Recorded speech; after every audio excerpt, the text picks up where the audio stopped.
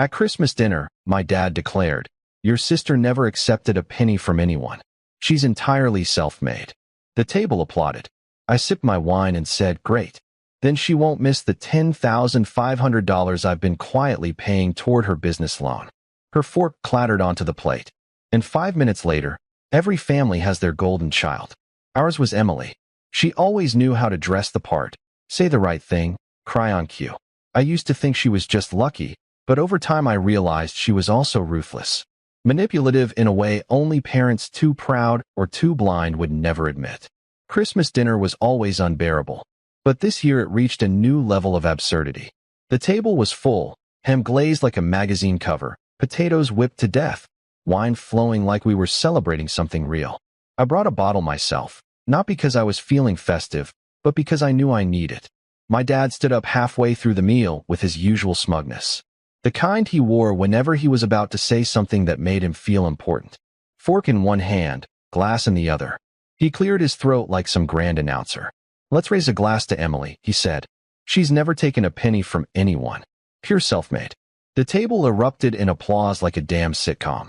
Even my Aunt Denise, who once lent Emily $5,000 and never saw a dime back, clapped like her mortgage depended on it. I just sipped my wine. Didn't even look up. Then I said it. "Great. Then he won't miss the $10,500 I've been quietly paying toward his business loan." Silence hit the room like someone flipped a switch. My dad's fork clattered onto his plate. My mom's smile turned brittle. Emily stopped mid-laugh and stared at me like I just confessed to murder. No one spoke for a long 5 seconds. Then the questions started flying, but I didn't answer any of them. I just kept eating like it was any other dinner. My dad finally asked what I was talking about. So I told them that 2 years ago when his HVAC company was tanking, he'd come to me privately. Said it was too embarrassing to ask the family. He needed help to restructure a loan. Said it would be temporary. Promised he'd pay me back by spring. Spring came and went. Then another year. Then 2. Never saw a dime. But every time I asked for it carefully, quietly, respectfully, he waved it off like I was being dramatic. Meanwhile, Emily needed help with rent last summer. My parents' guilt tripped me into sending her $1,200, then $500 for car repairs, then another $300 when she lost her phone. Each time they said they were struggling, too. That same year, they went to Aruba. "I've got all the receipts," I said, just in case anyone's wondering. My Uncle Paul looked like he wanted to high-five me. My cousin Tyler tried not to laugh. My mom looked like she might burst into tears, but I'd seen that act too many times. Then I stood up and did what I came there to do. I thanked everyone for dinner. I said I was leaving early this year, that I decided to end the year clean. No more guilt. No more ATM brother.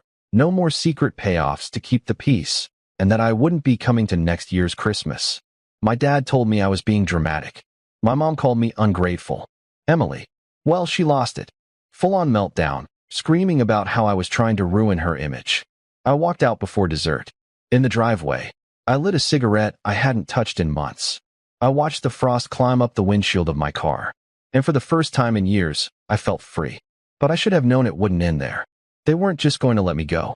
And the next time I saw them, they would show up at my doorstep with something that didn't belong to them. I didn't hear from them for 3 weeks after Christmas. That alone was a record. I figured they were stewing. Maybe waiting for me to crawl back and apologize like I had every other time things blew up. I didn't. This time I was done playing the quiet son, the peacemaker, the family wallet. New Year's came and went. I spent it alone by choice. Got myself a nice dinner, poured a good bourbon, and for the first time in years, I made resolutions I actually wanted to keep. One of them, no more giving to people who just take. It sounded simple, but when your family's made a habit of taking from you for over a decade, it's harder than you'd think.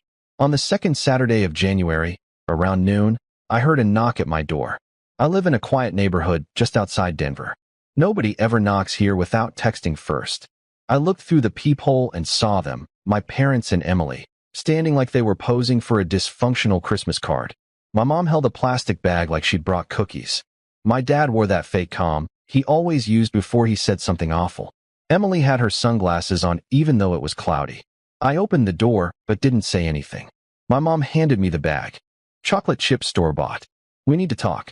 My dad said I didn't invite them in, but they walked past me anyway. Straight to the living room like they owned the place. Emily took the big chair, curled up like a teenager, even though she's 29. My dad sat on the edge of the couch and started in about misunderstandings and family not airing dirty laundry. My mom chimed in with her usual lines about forgiveness and moving forward. I could feel it building up to something rehearsed. And then Emily said it. "You owe us a second chance after everything we've done for you." I laughed out loud, couldn't help it. She kept going, said I humiliated the family in front of the relatives that now people were asking questions. Uncle Paul wasn't talking to them. Antonese was bringing up the loan Emily never paid back. My dad's business partners had started pulling back. They were already losing face. Then came the real reason for their visit. "We need to borrow your car," my dad said. "Just for a few weeks." I blinked, thinking I must have misheard. He explained their second car was in the shop. They couldn't afford a rental. Emily's had been totaled last month, and my mom needed theirs for her doctor appointments. Mine, he pointed out, just sat in the driveway most days since I worked from home.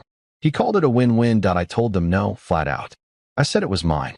I paid for it, insured it, maintained it, and no one else was touching it. That's when things turned ugly. My dad stood up and started pacing. Emily accused me of being selfish, again with that word. And my mom asked how I could be so cruel after all their sacrifices. I told them the conversation was over and that they could leave. They didn't. Not right away. Maybe I shouldn't have stepped out to grab my phone. Maybe I should have known they weren't done. But I never thought they'd actually go through with it.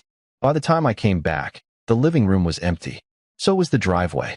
They had taken my car. Just drove off like it was theirs. I called. No one picked up. I texted. Nothing. Then Emily finally replied, "You'll get it back when you stop acting like a stranger." I didn't answer. Instead, I made a different call, one that would change everything. I called the police. Not right away, though.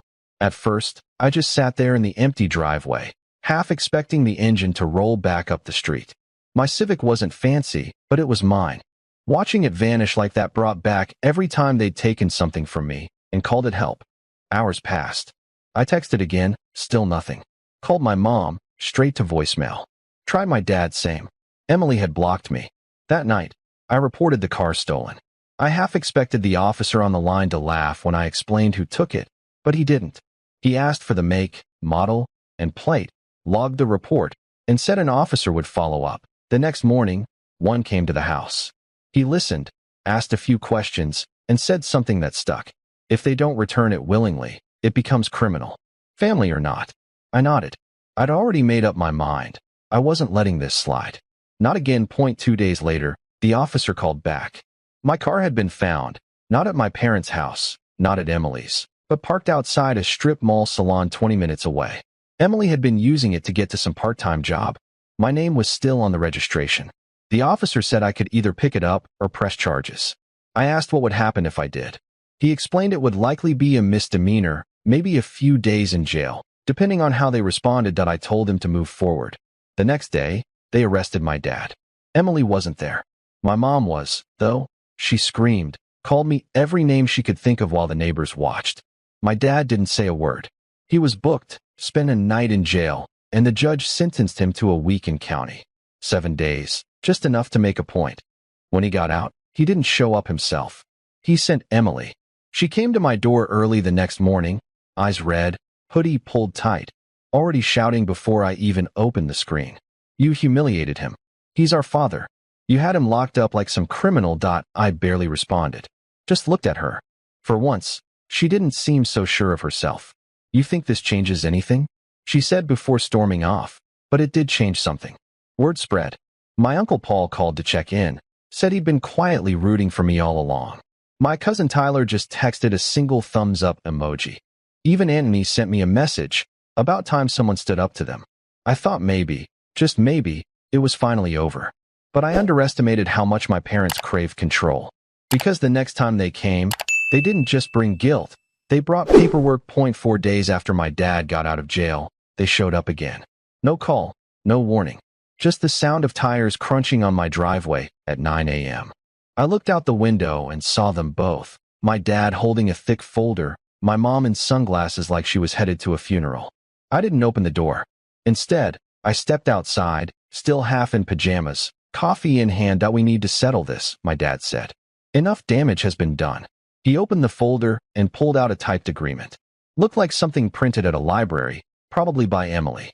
It said I'd drop any future charges, stop defaming the family, and agree not to involve other relatives in personal matters.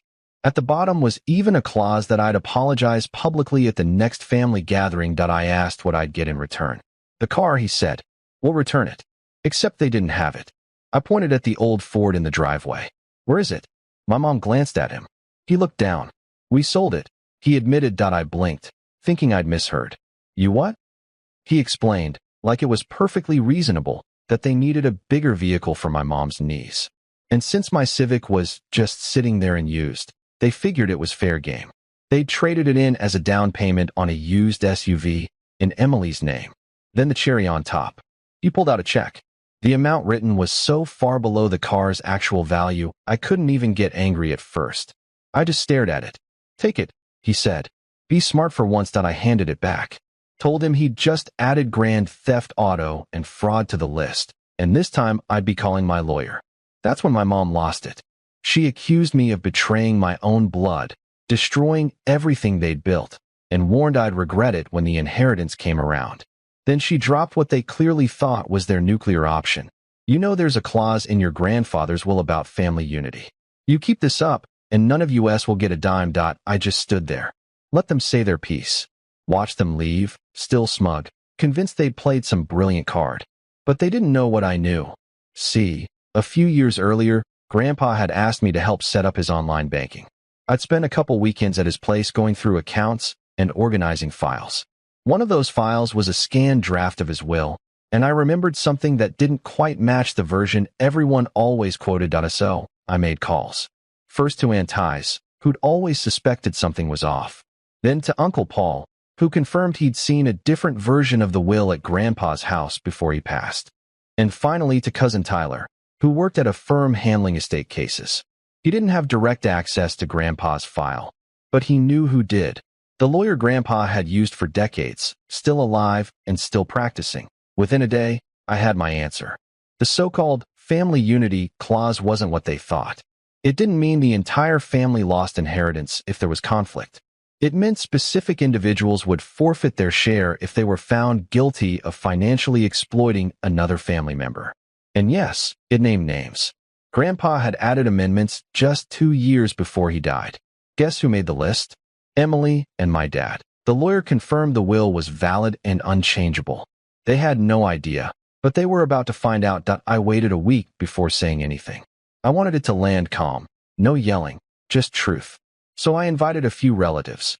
Antonice, Uncle Paul, Tyler, and a couple others who already knew something was wrong. Over coffee, I laid it all out. The loan I paid, the money Emily pressured me for, the stolen car they sold, the fake contract, and the lie about the will. N01 interrupted. Tyler confirmed everything. Even showed the clause Grandpa wrote. Anyone guilty of exploiting family would lose their inheritance. Emily's and my dad's names were right there. Uncle Paul just exhaled and said, "Well, that's that." I asked only one thing. If my parents or Emily ever tried to guilt them about family unity, remind them it was already broken, and not by me. Silence followed. Then came my mom's all-caps texts accusing me of ruining everything. Emily posted cryptic nonsense online until cousins called her out.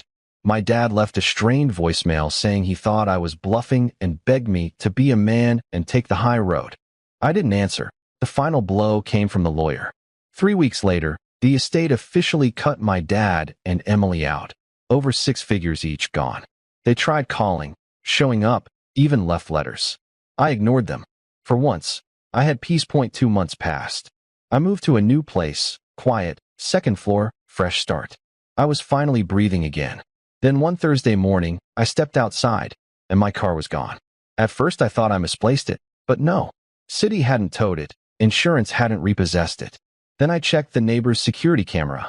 There they were. 6:42 a.m. My mom and dad, same old Ford, using a spare key I didn't even know still existed.